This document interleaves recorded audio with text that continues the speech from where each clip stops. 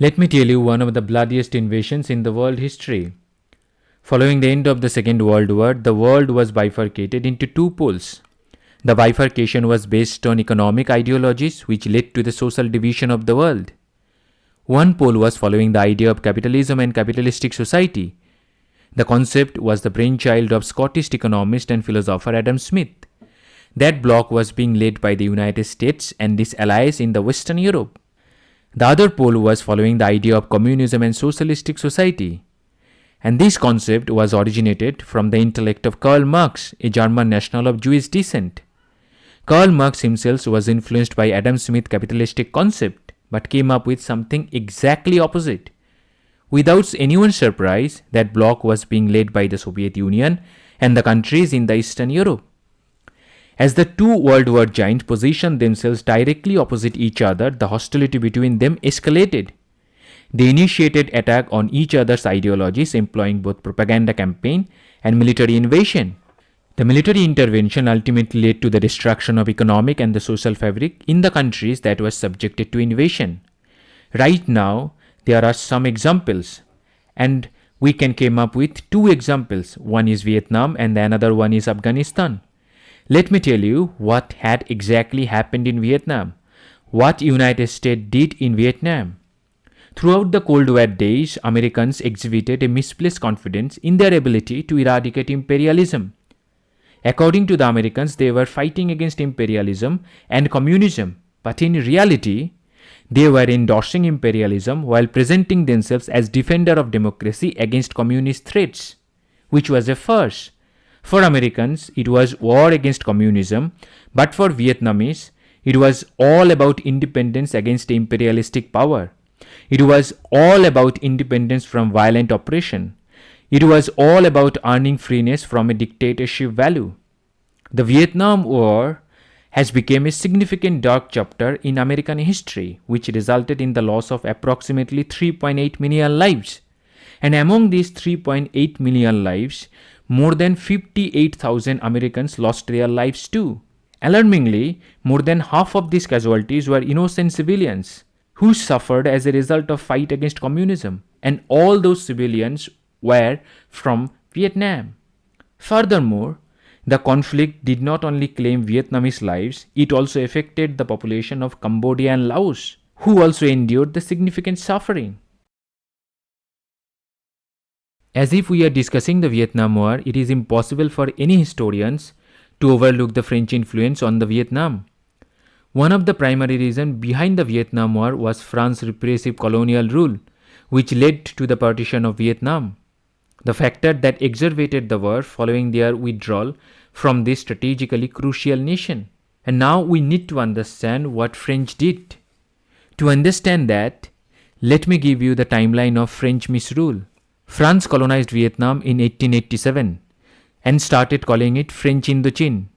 Before the 1887, the tension between France and Vietnam over the issue of trade relation escalated into full-scale war in 1857. Since then, France continued to build up its extraordinary corps in Indochine, bringing its strength to 17,000 men. With the help of this corps, they successfully built their colonization. From the late 19th century, France began to increase their military strength in Vietnam. As a result, the living conditions of locals deteriorated significantly. French government began imposing their laws, which were not compatible for the people of Vietnam. In 1911, civil and criminal codes based on French legislation came into force for the local population.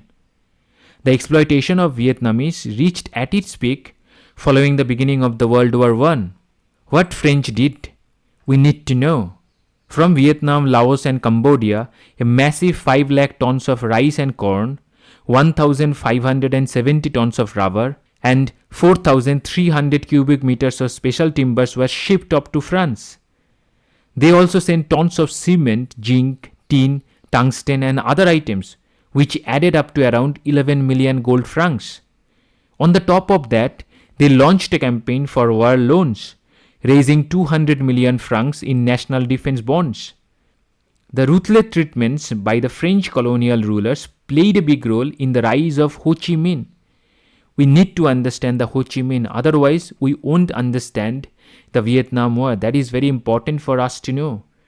Ho Chi Minh was a nationalist and the father of the modern Vietnam. He fought against France during the colonial days.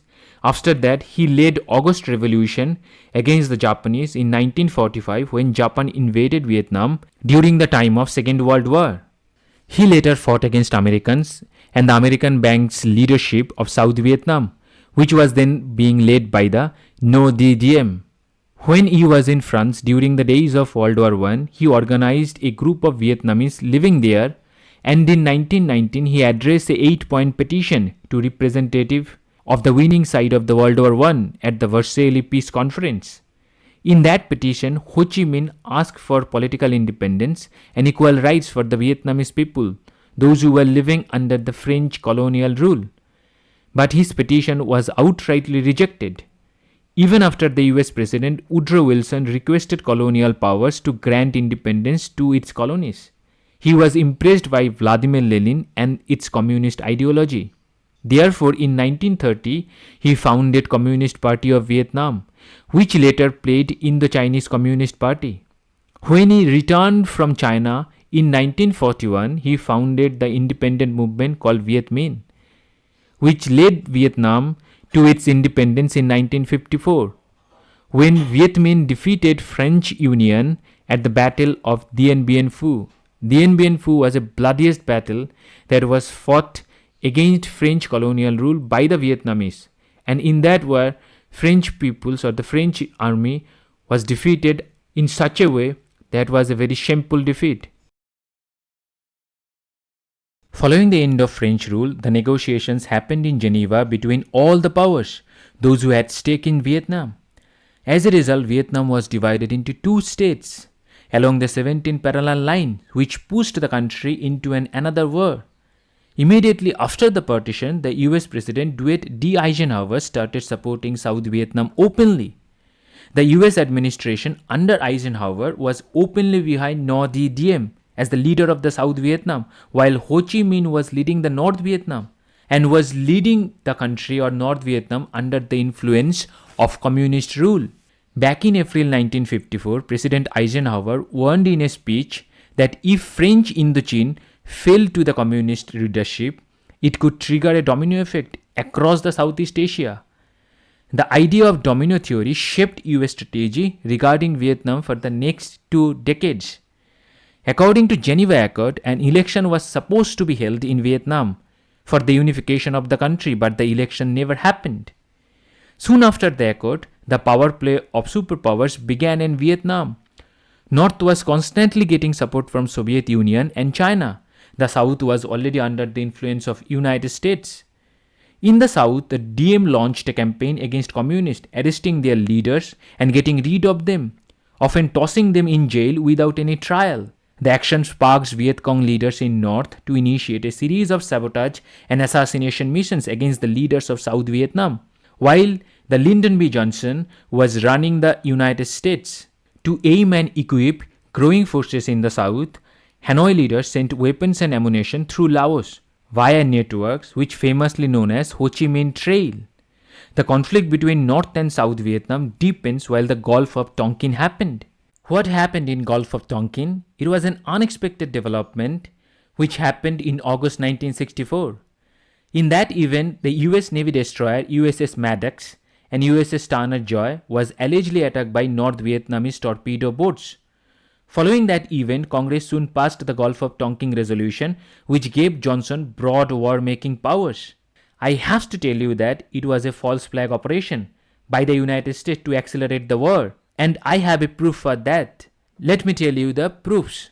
The first proof, which came out in 2005, when National Security Agency documents were declassified. And according to the declassified documents, the attack on Maddox and Turner Joy had never happened. The second one is related to relentless campaign of aerial bombing, which United States began under the Operation Rolling Thunder. During that operation, they bombarded northern Vietnam over and over from 1965 to 1968. They did not actually stop there. They merely altered the campaign name to avoid facing international outrage. So these are the timeline. President Johnson sent an additional troops of 50,000, which increased United States troop strength to 125,000 in 1965, and that had actually happened after the Gulf of Tonkin. In 1966, Johnson expanded the number of troops being sent into Vietnam to 385,000, which was further increased by President Nixon, and troop strength reached at over 540,000 in 1969. But things changed very surprisingly from 1970. President Nixon started withdrawing troops from Vietnam. He then, with the help of the Secretary of State Henry Kissinger, began negotiating with China to build a diplomatic relationship. And according to some geopolitical experts, and they believed that the China's influence was a key factor in the US decision to pull troops out of Vietnam. But they also argued that the Nixon's re-election had also played a bigger role.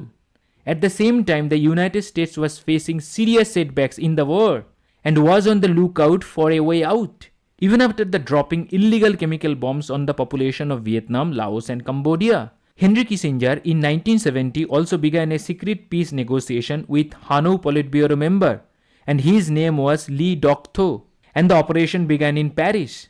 Even during the negotiation, US was continuously bombing communist bases in Cambodia under Operation Menu. The bombings were kept under the wraps by Nixon's and his administration since Cambodia is officially neutral in the war. That was the dark chapter for the United States because they hide so many truths. Let me quit from this questionable quagmire because there are no answers, and I do not have any answers to give you that what the United States exactly did in Vietnam. And to give you the answer for that, the My Lai massacre needed to be discussed. Let me tell you about the horrible My Lai massacre. That was a war crime committed by the United States Army on March 16, 1968, involving the mass murder of unmanned Vietnamese civilians in Son Mi village.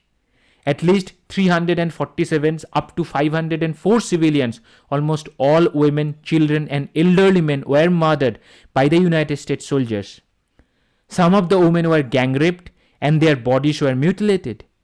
United States soldiers also burned down homes and killed livestock. The US Army initially tried to cover up that event under the garb of botched up operation, but they were exposed by the groups of reporters. Even after the My Lai massacre, the war continued for almost 5 years.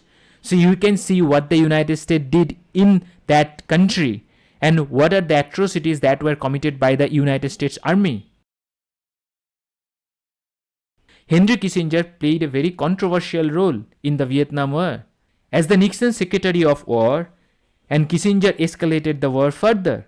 Henry Kissinger worked as an advisor to the President John F. Kennedy, then National Security Advisor and the Secretary of State to President Nixon. Henry Kissinger was responsible for making major decisions related to Vietnam War. He kept the US bombing of Cambodia a secret from the Congress, but won the Nobel Peace Prize for negotiating the 1973 Paris Peace Accord. So here we can clearly understand that peace is an excuse to begin a new war.